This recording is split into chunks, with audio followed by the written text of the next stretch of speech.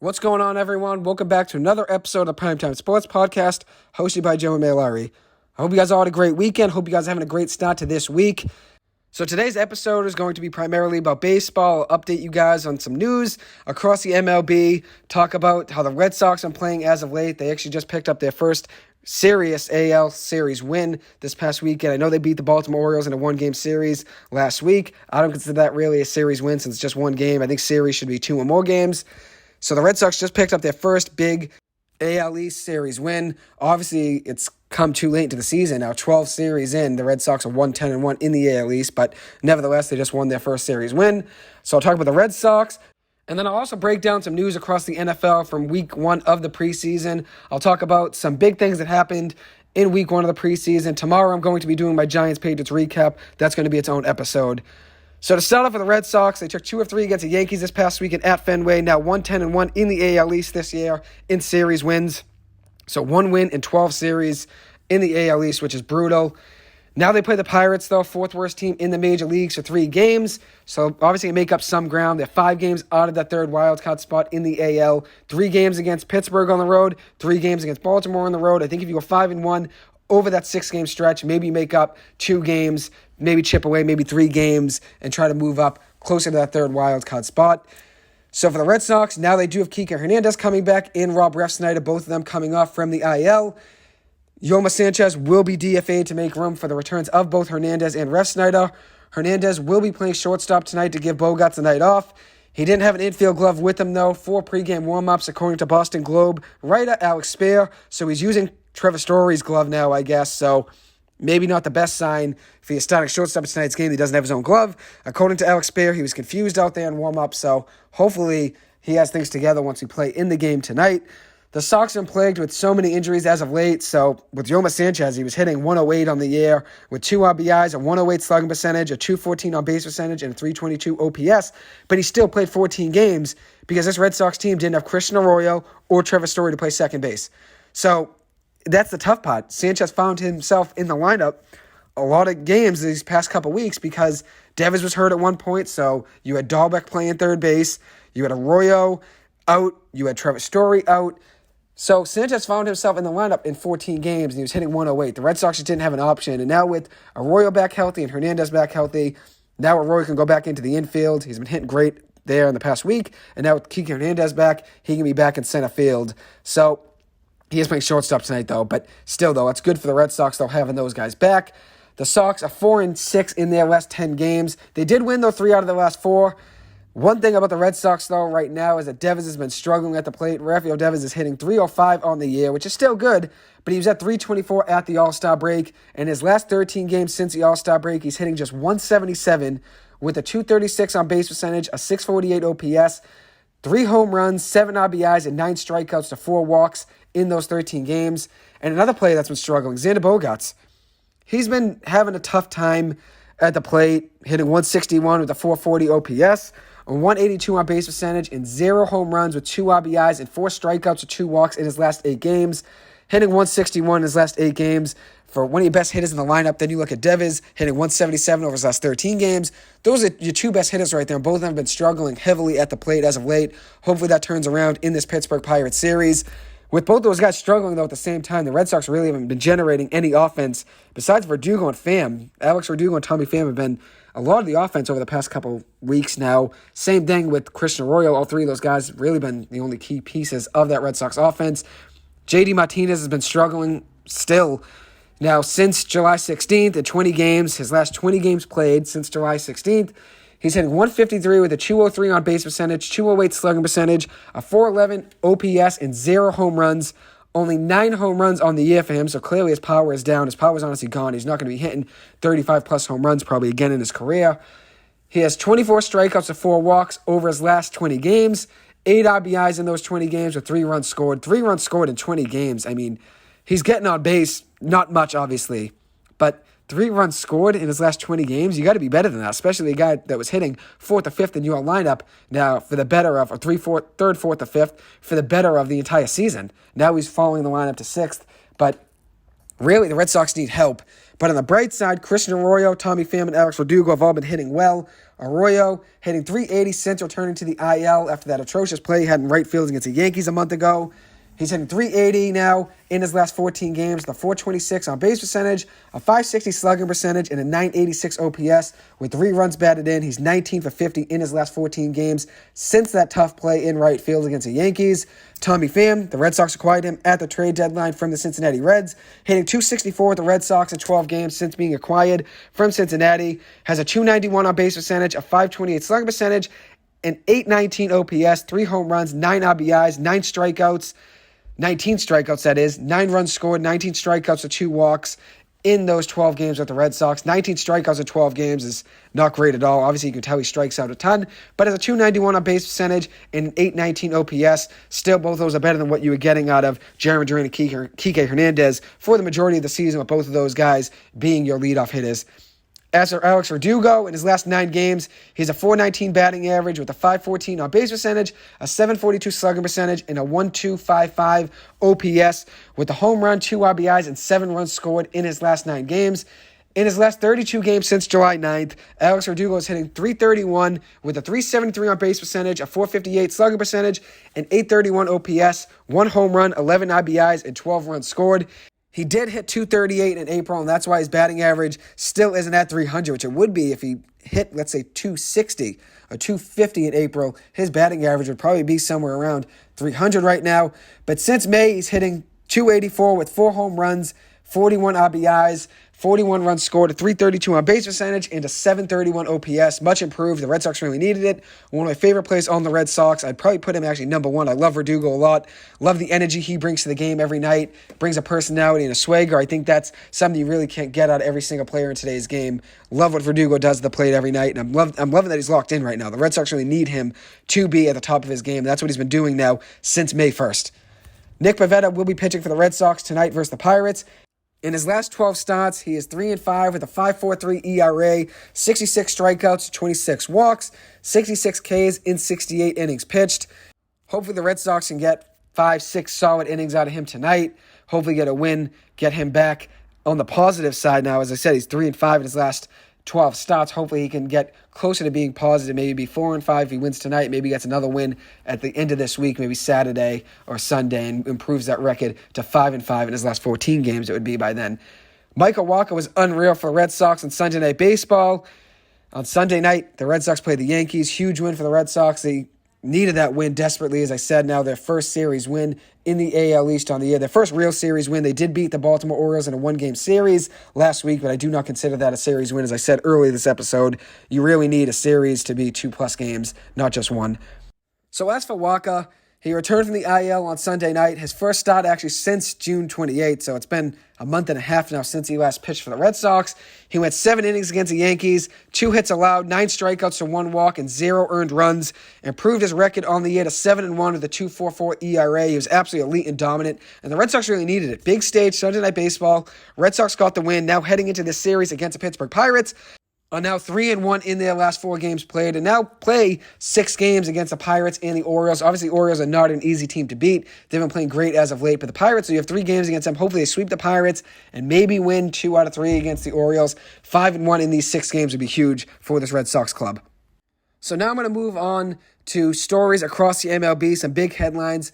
Johnny Cueto has been elite for the Chicago White Sox this year, 5-5 on the year with a 2.78 ERA. Right now, it would actually have his best ERA in a season since 2014. He had a 2.25 ERA that year for the Cincinnati Reds. He has 71 strikeouts, 24 walks, and 110 innings pitched this year for the White Sox with 34 earned runs in 16 starts, 17 appearances. He did have 1 relief appearance, so 17 games total. Has allowed over 4+ earned runs in just 1 of his 16 starts. So that means he's allowed 3 earned runs or fewer in every start but 1. So 15 of his 16 starts, he's allowed 3 earned runs or less. And yesterday was probably his best game of the year. 8 innings versus the Houston Astros, allowing 1 earned run, 3 strikeouts, 1 walk, 6 hits, got the W, and had 70% strikes against that powerful Houston Astros team. And the Astros have the second best record in the major leagues, tied with the New York Mets. So number 1, the Los Angeles Dodgers, 80-34. The Mets are 75-41. And then you look at the Houston Astros, 75-42. So technically the Mets would have half a game up on that Houston Astros team. But wins-wise, they have the second most wins in baseball, tied with the New York Mets. And then you look at it, they have the best record in the American League by 3 games over the Yankees. They've been playing great baseball as of late, 6-4 in their last 10 games. And on the year, have a plus 139 run differential. Only the Yankees have a better run differential in the American League. The Yankees are plus 197. And in all of baseball, the Astros are third in run differential. Number one's the LA Dodgers. The Los Angeles Dodgers are plus 251. 614 runs scored to 363 runs allowed. Absolutely ridiculous, plus 251. Then second, the New York Yankees, 596 runs scored, 399 runs allowed, a plus 197 run differential. And then third is the Houston Astros team with plus 139. A team that can score a lot of runs, have been playing great baseball as of late. And Johnny Cueto goes against them yesterday and has his best start of the year, in my opinion, especially considering the team he's going up against. 70% strikes, 1 earned run in 8 innings pitched, 3 strikeouts, 1 walk, and 6 hits allowed. Great game for him. So now speaking of the Yankees, 2-8 in their last 10 games, 7-13 in the last 20, 2-10 in their last 12 games played, 3-10 in the month of August. They are 8-16 since the All-Star break with 99 runs scored and 101 runs allowed, a -2 run differential. And there's only one positive thing for the Yankees right now. Aaron Judge has been playing great, still hot as of late. He leads the MLB in home runs with 46. Leads the MLB also in runs batted in with 100. Leads the MLB in runs scored with 96. Leads the entire major leagues also in total bases with 283. OPS leads it again with the 107.1 OPS. And also leads it in slugging percentage with a 674 slugging percentage on the year. So if you look at Judge, he leads the entire league. Leads the MLB in home runs with 46, RBIs with 100, runs scored with 96, slugging percentage with a 674 slugging percentage, OPS with a 107.1 OPS, and total bases with 283. He's had a great season. It's just the Yankees have been struggling as of late, 8-16 since the All-Star break. And honestly, it's not getting easier for them because they still haven't found their footing after the All-Star break. And they already lost Michael King for the year, one of their best relievers. Clay Holmes has not been pitching great as of late. And then Giancarlo Stanton's been hurt too. So this Yankees team has been struggling, but one bright spot, Judge is still hitting great. And obviously, it's still a long season. They still have a ways to go to get back on track. But 2-10 in their last 12 games, 3-10 in the month of August. The Yankees got to get going and get back on track. So I know I was talking about the Los Angeles Dodgers being the number 1 team in baseball. They still are the number 1 team in my power rankings. But I was saying how scary they're going to be in a week or two to a month when they get Dustin May, Clayton Kershaw, and it was supposed to be in the middle of September, so a month away when they get Walker Buehler back. And now Walker Buehler, their ace, will be out the rest of the season with that elbow injury. May now also need Tommy John surgery, so not good news there for the Los Angeles Dodgers or their ace, Walker Buehler. He was 6-3 on the year with a 4.02 ERA. He was 4th in Cy Young voting in the National League last year. He had a great year last year, 2.47 ERA with a 16-4 record on the mound. He has not pitched since June 10th and will now miss the rest of the season, as I said. Tough blow for that Los Angeles Dodgers pitching staff, but they do still have Dustin May and Clayton Kershaw coming back at some time, and they're still hitting a ton and pitching great. Tony Gonsolin's been great on the year. Obviously, still have great hitting as well. Mookie Betts, Freddie Freeman, Justin Turner, Cody Bellinger, former MVP. I know he's not having a great year still in that lineup, and former MVP hitting 9th. This Dodgers team is scary, and I don't think any team would beat them in a playoff series with all of those guys healthy. But as I said, it'll get interesting once the playoffs come around. Obviously, you have to be playing your best baseball then. So speaking of my power rankings, I had the Dodgers at 1. I had the Mets at number 2. The Mets just lost starting pitcher Carlos Carrasco for the next 3 to 4 weeks with a low-grade oblique strain, according to MLB.com. He's been great on the year, 13-5 record with a 3.92 ERA. Tough loss there for that Mets pitching staff, but they did just get Jacob DeGrom back over the last couple weeks now, and he's been pitching well for them. So things are looking up for the Mets. Obviously, the Dodgers losing Walker Buehler is not great, but both of those teams there still would probably be my number 1 and number 2 in my power rankings if I redid my power rankings from last Friday. Jacob DeGrom on the year, 1.62 ERA in 3 games played. In 16 2/3 innings, allowing 3 earned runs, 1 home run, 1 walk, 28 strikeouts to 1 walk. 28 strikeouts to 1 walk in 16 2/3 innings pitched. He's done it against 2 playoff teams. The Braves won the World Series last year. The Phillies right now are currently in the wild card, sole possession, I believe, of the 2nd wild card spot in the National League. Yes, they are 2nd. I just checked it. They are 2nd in the National League wild card spot. And then you look at it, he did it against the Nationals, obviously not a great team, but 2 really good teams in the Braves and the Phillies, both playing great baseball as of late. Against the Phillies, On Saturday, it went 6 innings, allowing 2 hits, no runs, 10 strikeouts to no walks, lowered his season ERA to 1.62. And then against the Braves on August 7th, 1 hit, 2 runs allowed, 1 home run, 12 strikeouts to 1 walk, and 5 2/3 innings pitched. On the year, 28 strikeouts to 1 walk and 16 2/3 innings. He's been absolutely dominant. Only 6 hits allowed and 16 2/3 innings pitched. 6 hits and 1 walk. That means he has 7 base runners. He's allowed 7 base runners. 7. And I'll repeat again, 7 base runners and 16 2/3 innings pitched. 16 2/3 innings pitched, 28 strikeouts, 1 walk, and 7 base runners.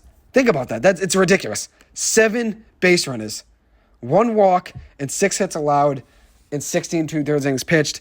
Honestly, I just wish we could get him healthy for a whole season just so he could display how dominant he is for a full season. If he could just go 32 games again. He hasn't gone 32 games since 2019. 2020, obviously, the shortened season, went 12 games in that year, but 2021 only 15 games, so missed about half the season, and has only pitched 3 games in 2022. But his last full season was in 2019, 2.43 ERA, 32 games pitched, 11-8 record, with 255 strikeouts, led the entire major leagues in strikeouts in 2019. Also led it in 2020 as well with 104 strikeouts in 68 innings pitched, 255 strikeouts and 204 innings pitched in 2019. If you look at it, though, he's been this dominant his entire career. The highest ERA he's had in a single season was 2017 when he had a 3.53 ERA. The lowest ERA he's had, 1.08 in 2021, which he only played 15 games, but 1.08 ERA, which is ridiculous. And still finished 9th in Cy Young voting, only played 15 games. It was 9th in Cy Young voting. He did win the Cy Young twice, 2018 and 2019, and obviously this year is not going to have a chance at it since he only pitched 3 games, but still the best pitcher in baseball, in my opinion, when he's on and locked in, as you can tell on the year. As I said, 28 strikeouts to 1 walk at 16 2/3 innings pitched. He's been dominant as of late, and hopefully he keeps staying hot for that Mets team. They definitely need it, definitely need him healthy come playoff time. So now I'm going to transition to the NFL, give some storylines across the NFL in week 1 of the NFL preseason. The Ravens won their 21st preseason game in a row. They haven't lost a preseason game since 2015. They defeated the Tennessee Titans 23-10. Former BC and Oregon quarterback Anthony Brown was an undrafted free agent signing to the Ravens this past year. He did not get drafted in the draft. Thought he should have been drafted even if it was later in the draft. He was 10 for 15 with 117 passing yards, 2 rushes for 14 yards. They actually just got rid of their other backup. Brett Hundley was the other Ravens backup. They actually just cut him. Now they have 3 quarterbacks on the roster. Lamar Jackson, obviously their starting quarterback. Then you got Tyler Huntley, their backup quarterback, played very well in that preseason game against the Titans, 16-18 with 109 passing yards and a passing touchdown. He did run 3 times for 17 yards as well. Very good player. Then you got Anthony Brown, played very well. Now he's their 3rd string quarterback, and maybe he'll make the roster since Lamar Jackson has gotten hurt in the past. And obviously when you have a mobile quarterback like Lamar Jackson, you need mobile backup quarterbacks as well. That's what Huntley is. Anthony Brown can move as well. So you kind of need backup quarterbacks that can step in if Lamar Jackson were to get hurt. I think he's a great candidate to be on that roster. I think it'd be fun to watch him play. Hopefully, if you ever got a chance, if Lamar Jackson ever got hurt, or they bring him in a gadget play, who knows? But, I'm just spitballing now. But anyways, former BC quarterback as well. I've always been a big fan of him. 10 of 15 for 117 passing yards, 2 rushes for 14 yards in his NFL preseason debut. For Oregon last year, 19 passing touchdowns and 7 interceptions, 2,989 passing yards, 64.1% completion percentage, a 141 passer rating, 151 rushes for 658 rushing yards and 9 rushing touchdowns last year, so 28 touchdowns total. Played very well in that preseason game, 10 for 15, 117 passing yards. Threw a couple great passes into tight windows, one of them up the sidelines. I think it was a second pass up that right sideline, and it was a great pass, about 25, 30 yards. Threw it right over the wide receiver's shoulders, made a great play. So I think it's going to be interesting to see him play now the next few preseason games. Hopefully he finds himself on that Ravens roster. I've always been a big fan of AB. Always loved the way he's played. And always loved his ability to pass the ball and run the ball. He can do both at a high level. As I said, 19 passing touchdowns last year for Oregon, with 9 rushing touchdowns as well, 658 rushing yards, 2,989 passing yards. Had a very good year, 151 rushes, 658 rushing yards. So as you can see, he can move the ball on the ground with his feet. And in that Ravens offense, they're going to have an offensive playbook centered around Lamar Jackson, a mobile quarterback, and you need that in your backup quarterback. So like Tyler Huntley, like Anthony Brown. I know Anthony Brown doesn't have the same mobility that Lamar Jackson has or their elusiveness, maybe not even the same as Tyler Huntley, but he's a quarterback that can move on the ground. Just like those two guys, mobile quarterbacks, maybe not to the same degree elusiveness-wise, but he can move just like them, and you need that in your backup quarterbacks. So speaking of mobile quarterbacks, Titans rookie quarterback Malik Willis was great in his preseason debut. 6 for 11 with 107 passing yards, 5 carries for 38 yards, and a touchdown. Played very well, and obviously, as you can tell, he's going to be a backup quarterback this year for the Titans, be their second string right behind Ryan Tannehill. But one thing about him, though, is they drafted him in the 3rd round, and that's a steal considering he could have been a first-round pick in some people's eyes. Offensive tackle Trevor Penning, first-round selection in 2022, 19th overall to the New Orleans Saints. In his preseason debut for New Orleans, he was excellent. 94.5 run block grade from Pro Football Focus, which is short for PFF. PFF is short for Pro Football Focus. He was first among all offensive linemen in Week 1 in run block grade with 94.5 rating.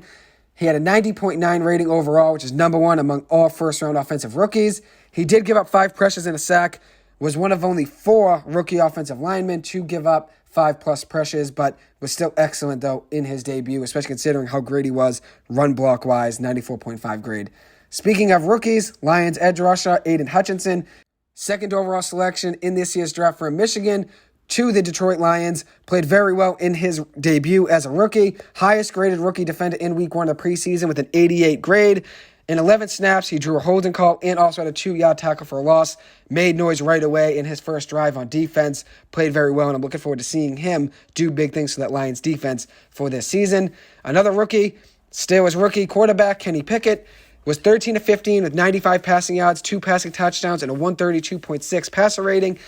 In his preseason debut for the Pittsburgh Steelers, he's running first-team offense in the 2-minute drills at the end of practice today, so maybe he ends up being the starting quarterback, who knows. But I think Trubisky has the job as of now, and maybe we'll see how Pickett plays in the next few games and maybe see if that changes it. He was actually the only quarterback taken in the first round of this year's draft, despite obviously the talk of maybe Malik Willis going first round, and a couple other guys were in the talks of it. Matt Corral. Only one quarterback ended up going first round was Kenny Pickett. Next up, Jets second-year quarterback Zach Wilson suffered a leg injury in the preseason opener with the Philadelphia Eagles on a non-contact play with his knee, non-contact injury on a scramble in the open field trying to make a cut. He will miss 2 to 4 weeks with a bone bruise and a meniscus tear. I do think he's primed for a big season, though, and honestly, I think he dodged a bullet since he could have been out for the whole year with an ACL injury. But speaking of injuries, that Jets team has had no luck already to the start of this season. Now without Zach Wilson for 2 to 4 weeks after getting hurt in the preseason game. Then you got Mekhi Becton, offensive tackle, who missed the entire 2022 season with a fractured kneecap. He only played 1 game in 2022. He was drafted in the first round, 11th overall out of Louisville in the 2020 draft to the New York Jets. He's only played 15 games in his first 3 years since he's going to miss this season. This season would be his 3rd year in the NFL. He's only played 15 games in his first 3 years in the NFL, and he's just had bad luck with injuries, as that Jets team has had already so short into the season, losing their starting left tackle, right tackle. I think Mekhi Becton probably would have been their left tackle, and now losing Zach Wilson as well for 2 to 4 weeks. He should be back, they say, for Week 1. I think he honestly could have a good year this year as well, so hopefully he gets back for the start of the season. I think he could put up good numbers this year in that Jets system. I think they did very well in the draft. I think they surrounded him very well, and I think the Jets are going to have, honestly, an 8-9 and 9-8 year and definitely make a lot of improvements in the second year with Robert Saleh. So speaking of quarterbacks, Seahawks quarterback Drew Lock, when kept clean versus Steelers in the pocket, was great. 10 of 12 with 100 passing yards, 2 passing touchdowns, a 141 passer rating, which was actually first among all quarterbacks when kept clean in the pocket. He was 11 for 15 total in the game with 102 passing yards and 2 touchdowns. Geno Smith right now was supposed to be the starter. He was the starting quarterback for the Seahawks heading into that preseason game. He did start that game. He was 10 for 15 with 101 passing yards and 2 rushes for 9 yards and a rushing touchdown. But I think Drew Lock probably beats him out by Week 1, especially considering Drew Lock, when kept clean in the pocket, I know it's only one preseason game, but played very well. 10 for 12, 100 passing yards, 2 touchdowns, and a 141 passer rating with a clean pocket. One last thing I want to mention now about the NFL. I know I've been talking a lot about retirements over the past couple weeks, which I've mentioned KJ Wright, Chris Carson, Derek Wolfe, Ryan Kerrigan, James White last week, which I talked about it with my friend Liam Kenny, who was on here last week talking hockey. We talked about James White's retirement and what that meant for the New England Patriots. Obviously, he was a New England Patriot, third down running back for years, and was obviously great for them and had great success. One retirement I forgot to mention was Mitchell Schwartz, former Kansas City Chiefs offensive tackle, retired after 9 seasons in the NFL, was a Super Bowl champion, and also an All-Pro selection 4 times. Very good career for him. And one interesting thing I saw, which I wanted to mention earlier when I was talking about the Steelers and the Seahawks, the Pittsburgh Steelers and the Seattle Seahawks game had 2.16 million viewers. The Sunday Night Baseball game between the Red Sox and Yankees had 2.08 million viewers. A preseason game in the NFL between the Red Sox and Yankees had 2.08 million viewers. The Pittsburgh Steelers and Seattle Seahawks preseason game had 2.16 million viewers. In week one of the preseason, when you're watching backups play for the most part, besides obviously Kenny Pickett and Drew Lock and Geno Smith and Mitch Trubisky, those are the two quarterback matchups people want to see. Obviously, those are two training camp battles. But besides that, you're watching a good amount of backup quarterbacks. And whatever you want to consider Mitch Trubisky and Kenny Pickett and Geno Smith and Drew Lock, I mean, some people probably see each of those guys as backup quarterbacks as of now. That game had more viewers than the Sunday Night Baseball game between the Red Sox and Yankees. That just shows how dominant the NFL is. Even a preseason game beats the MLB, a regular season game. In the biggest rivalry of all of sports, the New York Yankees, Boston Red Sox, biggest rivalry, most historic rivalry in all of sports, had less viewers than a week one preseason game between the Pittsburgh Steelers and Seattle Seahawks. That just shows the NFL just rules the world of sports in America. Obviously, between baseball, basketball, football, and hockey, the NFL is just unmatched. And it's honestly, rightfully so. I mean, everyone loves football season when the fall comes around. And that stat I actually got from Dove Kleinman, who covers the NFL as an independent reporter for the NFL. He pointed out the Red Sox-Yankees game had less viewers than that week one preseason game between the Steelers and Seahawks. As I said, it's crazy because you watch it backups for the most part. Backup defensive backs, backup running backs, backup offensive linemen, honestly even backup quarterbacks to a certain degree. I know a lot of people watching that matchup because they want to see Kenny Pickett versus Mitch Trubisky, see who wins that quarterback battle. Obviously, right now, Trubisky looks like he's in the front of that matchup. And then obviously everyone wants to see the Seahawks quarterback matchup between Geno Smith and Drew Lock, which as of now, Geno Smith did start that preseason game, but I think Drew Lock ends up beating him out by week one. And a lot of people would rather see that. Drew Lock and Geno Smith duking it out for the starting role, and the same thing for Mitch Trubisky and Kenny Pickett. People would rather see that week one of a preseason game and watch backup running backs and backup wide receivers and backup cornerbacks and backup safeties and backup linebackers. They'd rather watch that than the Red Sox-Yankees Sunday Night Baseball game. The biggest rivalry in all of sports. People would rather see the Steelers and the Seahawks preseason game. And that just shows, as I said, football is unmatched. It's unmatched. Anyways, that concludes today's episode. Thank you guys so much for taking the time to listen to this. As always, I appreciate it. It does mean a lot to me. And hoping to be back on here again soon. Hopefully tomorrow, that is, to talk about the Giants and Patriots week one preseason games. The Giants actually ended up winning, so I was very excited. I'll break down that game hopefully tomorrow. Thank you guys so much, as always. I appreciate it. Hope you guys have a good one. Thank you.